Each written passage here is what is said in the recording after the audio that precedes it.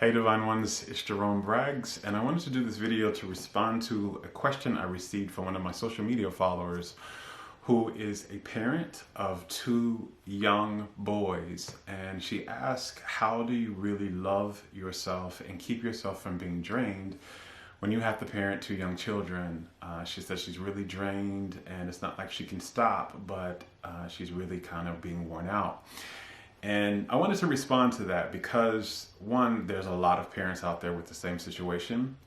And two, this is a really important question that even if you're not a parent, my response to this can help you in your journey with well-being and with loving yourself. The first thing to understand is why draining ourselves is something we really don't want to do, right? So when you understand that you are a soul and you are made of energy, and that your body can only hold so much energy. It's very much like a battery. And so when we do things, especially when we are caregivers, and when you're a parent, you're definitely a caregiver. When you are a caregiver, you are giving of your energy out. You're giving some of your energy out. So if you think about a battery, it's kind of draining the energy of that battery down. And just like a battery, if it gets too low, then you can't function or operate at your best. And your body specifically will not operate its best. It can't stay healthy when you've been drained for too long, when you're too low on your own energy. And that's what the feeling of being drained really is. It's telling you that you are literally giving out more of your energy. You're running too low on your own energy, the very energy your body needs to be healthy. And not just that your body needs to be healthy, but that your life needs in order to operate at its best. Because we can't really manifest our dreams or our goals or our desires when we're low in energy. We can't also show up when our relationships and have healthy interactions in our relationships when we're very low and drained.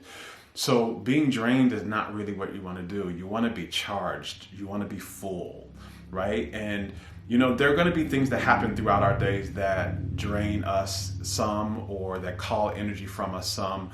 But you want to live a life that continues to charge you so that your battery stays more at the full side than at the low side.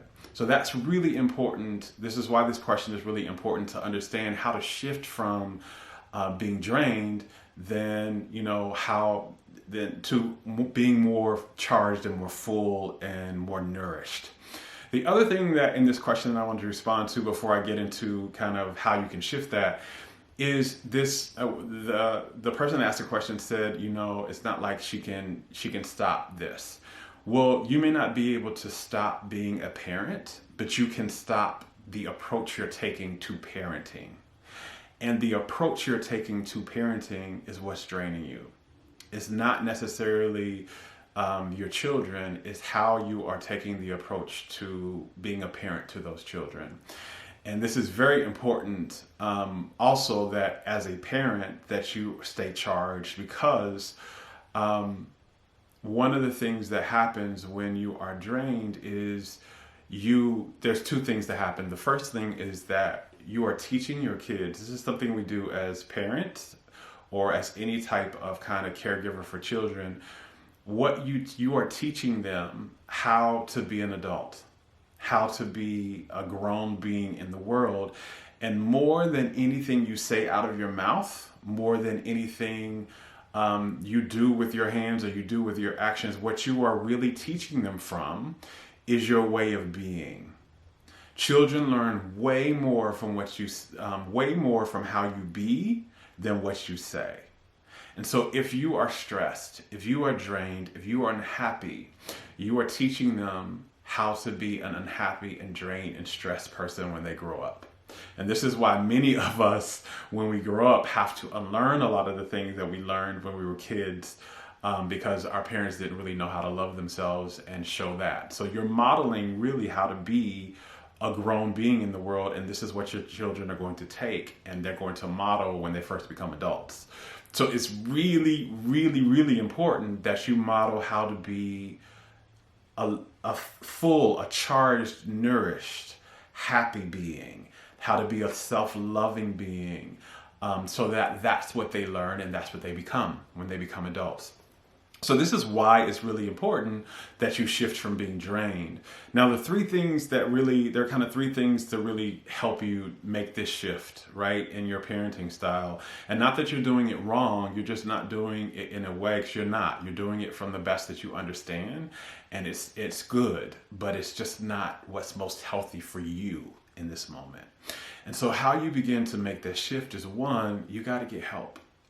One of the things that, and I know for a lot of parents, especially mothers, there's a lot of messaging that we get in our cultures and our societies that you kind of have to be a superhero, like a super person, a superwoman, superman. You have to do everything on your own. It's all on your shoulders. And that's not literally how we were intended to exist in this world. We are literally tribal creatures because we are meant to be connected and to exist in tribes. And so it does. If your family structure is not a tribal one right now, that's fine, but you can still get help. You don't have to do everything on your own. You can ask for help. That may look like, asking one of your friends to take your kids to school one day, or to pick them up from school one day, or to take them to, if they're involved in any type of sports or any type of activities, to take them to that activity. So that's not something you have to do. It may be you ask someone to babysit them a few times a week so that you can have some me time. You can have some self-nourishment, self-care time. It may mean that, you ask somebody to help you in other activities. And one of the key things that you can do with this is just to literally put your hand on your heart, take in a few deep breaths, and ask your soul, what do I most need help with here? And how can I get that help? A lot of times we forget to tune in and ask our own inner guidance. Our soul sees the entire picture, and doesn't just see the entire picture, but knows exactly the type of help we need and how to get that help and who to get it from. So if you tune in, you go to your soul and you ask, you can get some help. So literally just put your hand on your heart, take some deep breaths in, and ask, what type of help do I really need in this situation with my kids? And who can I ask to get this help? And then ask. Don't be afraid to ask. Getting help from other people is one of the most self-loving things we can do. Again, because we were not intended to exist in isolation.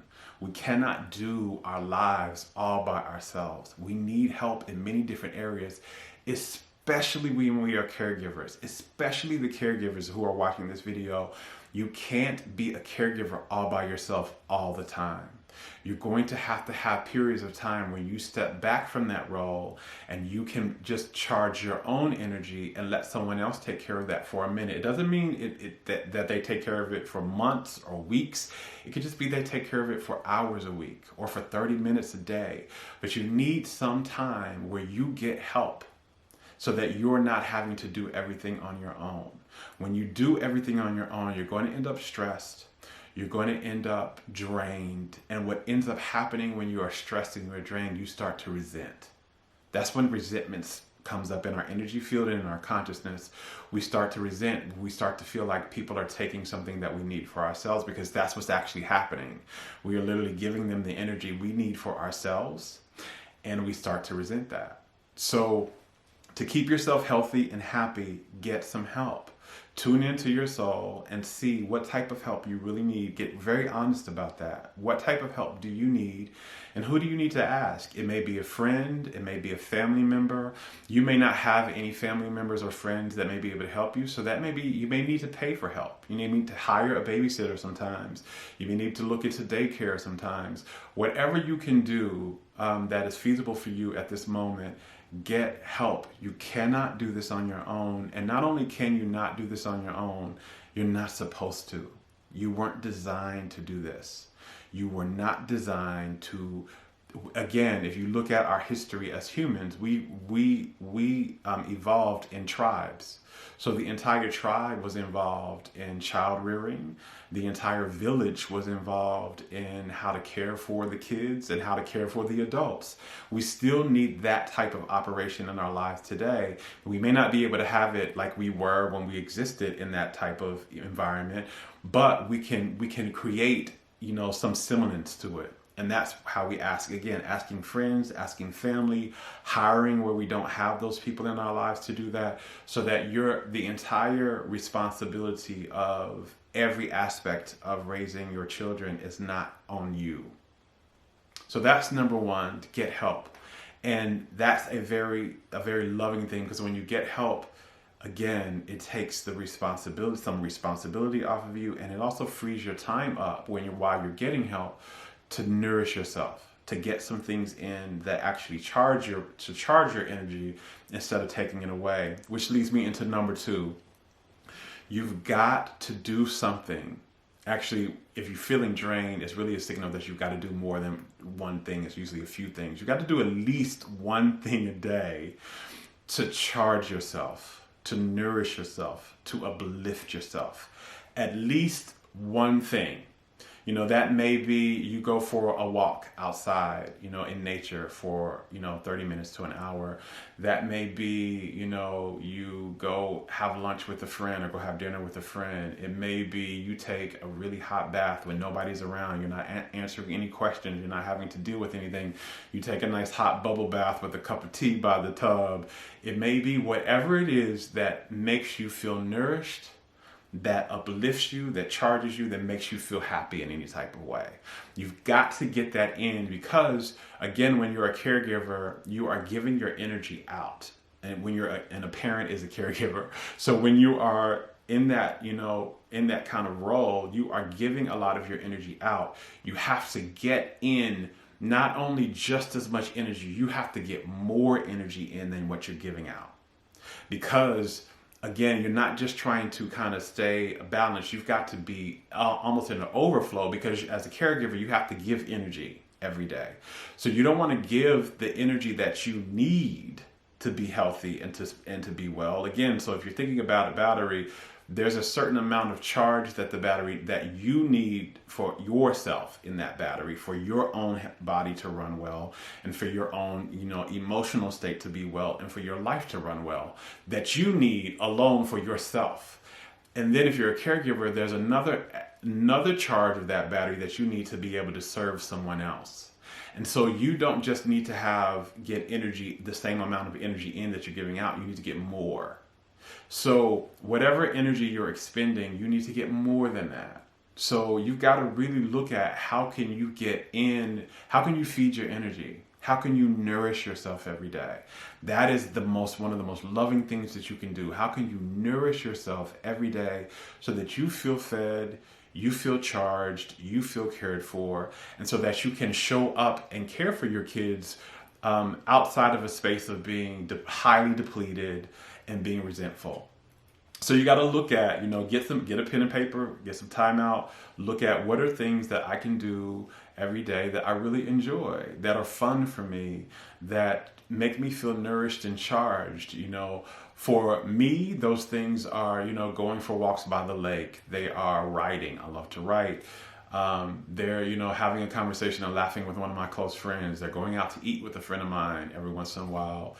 I love to swim. I love to dance. I love to sing. So when I have to try and get some of that in every day to try and nourish me. Otherwise, I feel depleted. And because I do this type of work, I am also giving out of my energy. So just as much as I'm giving out, I have to get more of that in.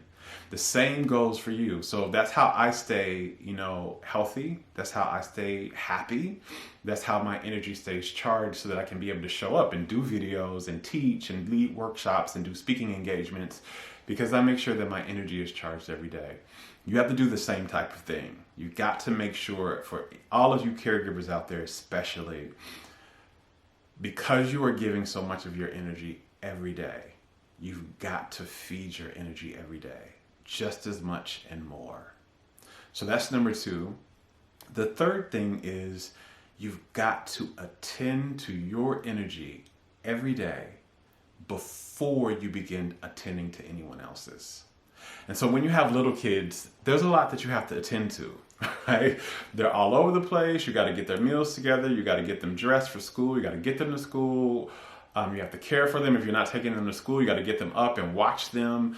So there's a lot that you have to attend to. So before and that's a giving out energy. So when we have to attend to someone, we are giving out of our energy.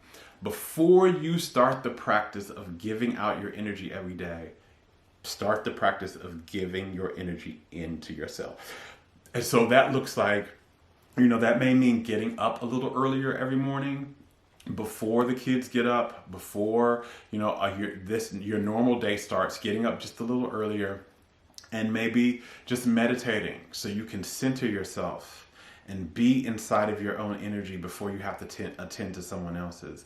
That may mean just getting up, making yourself a nice cup of tea, and sitting in silence and peace and ease, and just feeling the ease and the peace as you drink your tea. It may mean getting up and going for a walk outside so you can feel the air on your body and you can just feel the ease and the peace of nature. It may mean journaling for a little bit. It may mean writing in a gratitude or an appreciation journal. It may mean, getting up and turning on some music, closing your doors or whatever, turning on some music and dancing for a little bit, feeling the energy of your body. You've got to get attuned to your own energy and attend to your own energy, meaning do things that make you centered in your own energy, that breathe your energy through your body before you go out and start to attend to the energy of your children. This is really important for parents because how most parents operate is they wake up and they immediately jump up and attend to the energy of their kids. And if you can look, if you could see kind of how energy flows, when you operate that way, immediately energy is being drawn from you like this. It's being drawn from you. And right, so of course kids need that. They need attention, they need support, they need that from us. But it is a drawing out of the energy from you immediately. And how you start your day is usually how you live the rest of your day. So if you start your day in stress, if you start your day giving out before you give into yourself, then the likelihood that the rest of your day is just going to spiral into you continuing to give out your energy and continuing to be stressed is very high. And also how you live your day is how you live your life. So this is literally changing how you start your day and how you will live your life. You are living your life first by tuning into you, by feeding you, by centering into your own energy before you attend to anyone else, before you start the process of giving out. And if you'll do this, just that one thing, you'll notice you feel differently. You feel very different. You're going to start your day in your own body, in your own energy, in a sense of being grounded and centered and in a sense of ease. And how you show up for your children is very different when you are in that space than when you're stressed. Because when you just jump up and you don't have any type of process where you attend to your energy, you start the day already disconnected from yourself. You're already disconnected from your soul's energy, and so you're not going to operate from your soul's energy in the rest of your day. And that's how you feel. That's how you feel disconnected from yourself in your life. That's how we end up feeling highly depleted. That's how we feel like, our life isn't really worth it and we want to just throw it all up in the air and leave it alone. That's how we start to do that, where we have this habit of operating like that. But if you will shift this one habit of feeding yourself every morning and starting in your own energy before you have to attend to anyone else's, you will change how your entire life unfolds. So that's really it. You don't have to, no, you do not have to stop parenting your children, but you do have to stop how you've been parenting your children and shift it to a way where it's more nourishing of you, more centered and focused in you. And that way you're going to allow yourself to be healthy. You're going to allow yourself to be happy. You're going to feel fulfilled and charged in your own energy. And that's going to change everything in your relationship with your children, not just how nourished and charged and healthy you feel, but also how they will grow and develop, because now they're learning how to take care of themselves, because that's what you're teaching by just your presence. As you take care of yourself, you're teaching them how to take care of themselves. You're also teaching them how to be happy and how to be nourished and how to be healthy. And I know no matter who you are or what's going on, I know that's really what we want. That's what we all want with our loved ones, our kids, our family. We want them to be healthy and we want them to be happy and we want them to be well nourished. And you'll be a great example of that if you'll just start these 3 things. I hope this has helped you. Until next time, much love.